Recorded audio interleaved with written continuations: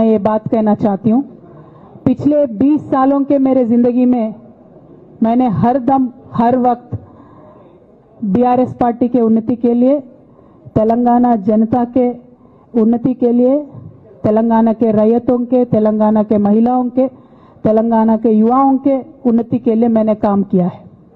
और इस पूरे 20 साल के जिंदगी में मैंने अपने लिए कभी कुछ नहीं मांगा है, लेकिन तेलंगाना की जनता ने, बीआरएस पार्टी ने मुझे बहुत प्यार दिया है। मेरे पिताजी ने मुझे सांसद बना के दिल्ली भेजा है, मुझे एमएलसी का मौका भी पार्टी ने दिया है, जिसके लिए मैं पार्टी का, मेरे पिताजी का, बीआरएस पार्टी का, पूरे परिवार का, तेलंगाना के आवाम का भी बहुत ही ज़्यादा मैं आभारी हूँ। लेकिन जो भी मुझे रिस्पॉन्सिबिलिटी दिया गया था, मैंने पूरे शिद्दत के साथ काम किया है। कभी भी मैंने तेलंगाना के लोगों के खिलाफ काम नहीं किया है। लेकिन आज चंद लोग बीआरएस पार्टी में, हमारे आसपास पिताजी के इर्द गिर्द थोड़े लोग, जिनके जो वेस्टेड इंटरेस्ट है, जिनको अपनी ही फायदा की जो सोच है, ऐसे लोग बीआरएस पार्टी में उनका लीड रोल हो गया है। और उनके वजह से उन्होंने मेरे पिताजी के ऊपर, मैं ऐसा मानती हूँ, दबाव बना के मुझे पार्टी से निकालने का काम किया है। लेकिन अल्टीमेटली मैं ये मान के चलती हूँ कि मैं तेलंगाना की बेटी हूँ। मैं जब तेलंगाना में आके तेलंगाना के आंदोलन में शामिल हो गई, मैं रास्ते पे चली, मैंने लाठी खाई, मैं जेल भी गई। हर तरीके का जो भी कोशिश हो सकता है तेलंगाना के अलग रियासत हासिल करने के लिए, मैं वो तमाम कोशिशों में शामिल थी। मैं तो आंदोलन से आई हूँ, इन्होंने अभी मुझे पार्टी से, सियासत से निकालने का काम किया है, तो मैं फिर आंदोलन में चली जाऊंगी। लेकिन मैं बीआरएस पार्टी से, हमारे पिताजी से यही रिक्वेस्ट करना चाहती हूँ कि आपके इर्द गिर्द जो लोग जमा हुए हैं, उनकी नीयत के बारे में आप सोचिए। क्या वो पार्टी के लिए काम आएंगे? आप इसके ऊपर गौर कीजिए। हमारे परिवार को तोड़ने का काम उन्होंने आज किया है। बीआरएस पार्टी के परिवार को तोड़ने का काम आज उन्होंने किया है। और ये किसके फायदे के लिए उन्होंने किया है? तेलंगाना के आवाम के फायदा के लिए उन्होंने नहीं किया है, उनके खुद के फायदा के लिए किया है। तो मैं मेरे पिताजी से, बीआरएस पार्टी से यही रिक्वेस्ट करना चाहूंगी कि ऐसे लोगों को पहचानिए, उनकी असली रूप आप पहचानिए, और उनके ऊपर जो भी एक्शन हो सकता है वो लीजिए।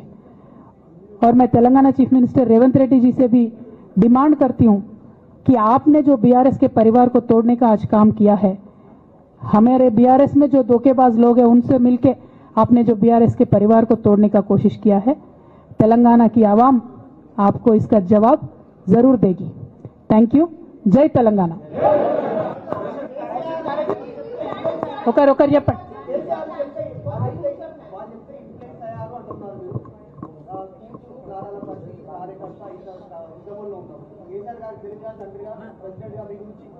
ఓకే, ఇంకా ఎవరైనా చెప్పండి.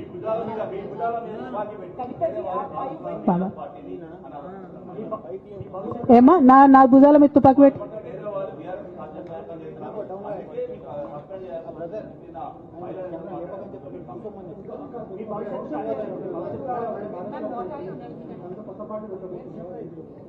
Okay. I got your question. Rahul जी,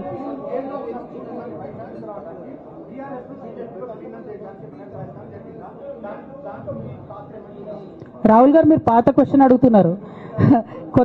కొత్త ఇష్యూ ఏంది అని అంటే, బీఆర్ఎస్ పార్టీలో సస్పెన్షన్లో ఖచ్చితంగా కేసీఆర్ గారి మీద ఒత్తిడి తీసుకొచ్చే ఈ సస్పెన్షన్ చేశారని నేను నమ్ముతా ఉన్నాను. ఒక్కొక్కసారి ఏమవుతుందంటే, చిన్న చిన్న వ్యక్తులు బాగా నడుస్తుంది, పరిస్థితులు, సందర్భాన్ని బట్టి పెద్ద పెద్ద వ్యక్తులు కూడా కొన్ని కఠినమైన నిర్ణయాలు తీసుకోవాల్సి వస్తుంది.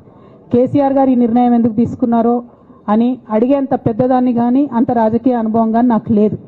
సో వారు తీసుకున్నటువంటి నిర్ణయాన్ని నేను శిరస వహిస్తాను. వారు ఎందుకు తీసుకున్నారో ఈ నిర్ణయం నాకు తెలియదు. కానీ నాకు ఒక సమస్య ఉంది, నేను రాసినటువంటి లెటర్ లీక్ అయిందని చెప్పి 100 రోజులైంది. ఆ సమస్య జరిగి 100 రోజులైంది. ఆ 100 రోజుల కన్నా ముందు కూడా నా మీద వివక్ష కొనసాగిందని ఇవాళ నేను మీకు ఎగ్జాంపుల్స్తో సహా చెప్పే ప్రయత్నం చేశాను. ఆ 100 రోజుల నుంచి జరుగుతున్నటువంటి పరిణామాలను కూడా మీ అందరి ముందు పెట్టిన. ఈ 100 రోజులలో పార్టీ ఎప్పుడు కూడా నన్ను ఎక్స్ప్లెనేషన్ అడగలేదు. నిన్న నన్ను సస్పెండ్ చేసే ముందు కూడా నన్ను ఎక్స్ప్లెనేషన్ అడగలేదు. ఇంకా చెప్పిన కదా, విచిత్రమైన విషాదం ఏంటంటే సడన్ గా డిసిప్లినరీ కమిటీ పుట్టుకొచ్చింది. సడన్ గా ఈయన రవీంద్రరావు అంటే దాంట్లో సంతకం చేసిండు. ఆయననే సార్ని తిట్టిండు మళ్ళీ మొన్న ఎలక్షన్ ఓడిపోయినప్పుడు. సో ఈ అన్ని చూసి నాకేమనిపిస్తుందంటే చాలా ఒత్తిడిలో చాలా ప్రెషర్ పెట్టి సార్తో చేపించారని నేను అనుకుంటున్నాను.